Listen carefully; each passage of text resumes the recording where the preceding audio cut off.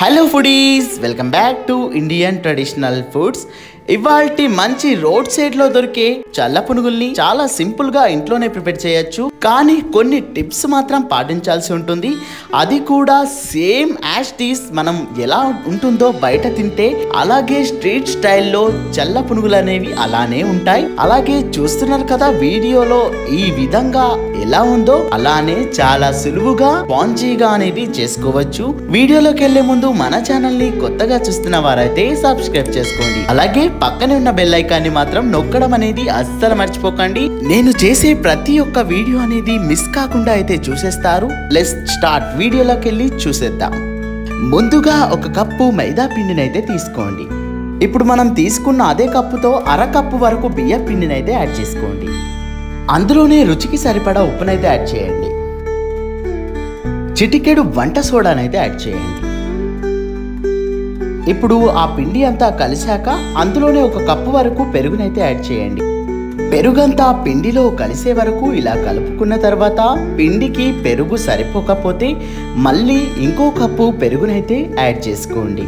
ఇక్కడ నేను వీడియోలో చూపిస్తున్న విధంగా పిండినైతే చక్కగా బీట్ అనేది చేత్తోటైతే చేసుకోండి. ఇలా పిండిని మనం ఎంత బాగా బీట్ చేసుకుంటే పునుగులు చక్కగా పర్ఫెక్ట్ గా అనేవి వస్తాయి. నేను వీడియోలో చూపిస్తున్న విధంగా పిండి అనేది ఇలా ఉండేలాగా చూసుకోండి. ఇలా పునుగులు అనేవి చక్కగా వస్తాయి. ఆ తర్వాత ఒక గంట పాటు లేదంటే 2 గంటల పాటు నాననివ్వండి. చక్కగా 2 గంటల తర్వాత పిండి అనేది పర్ఫెక్ట్ గా పుల్లబడుతుంది. అందులోనే కొంచెం తరిగిన కరివేపాకు, 1 స్పూన్ వరకు జీలకర్రనైతే యాడ్ చేసుకోండి. అలాగే సన్నగా తరిగిన కొంచెం కొత్తిమీరాకుని యాడ్ చేసి చక్కగా మళ్ళీ ఇలా కలిసేలాగా బీట్ చేయండి.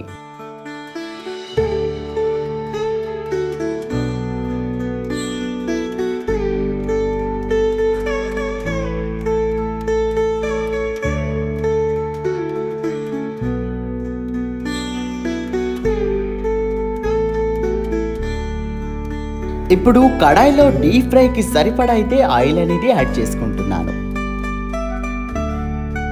ఆయిల్ చక్కగా హీట్ ఎక్కాక నేను ఇక్కడ వీడియోలో చూపిస్తున్న విధంగా చేతిలో నుంచి మెల్లమెల్లగా ఉండలుండలుగా ఇలా జాగ్రత్తగా చేతిని ప్రెస్ చేస్తే పునుగులు అనేవి ఈజీగా వస్తాయి. ఈ పునుగులను లో ఫ్లేమ్లోనే చక్కగా వేగనివ్వండి.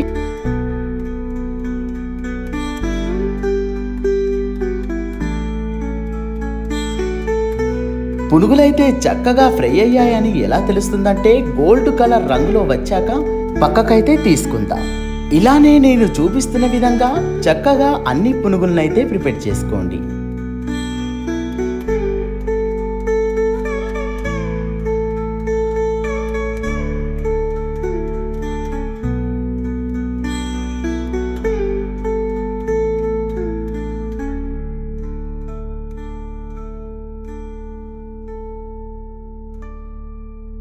ఇవి కూడా చక్కగా పర్ఫెక్ట్గా ఫ్రై అయిపోయాయి. పక్కనైతే తీసుకొని సర్వ్ చేసుకోవడమే. ఏంటి ఈ రెసిపీ నచ్చిందా? అయితే ఈ రెసిపీని మీ ఇంట్లో ప్రిపేర్ చేసి ఎలా కుదిరిందో అనేది కామెంట్ చేయండి. అలాగే ఈ రెసిపీని మీ ఇంట్లో ప్రిపేర్ చేసి తప్పకుండా పిల్లలకైతే పెట్టండి.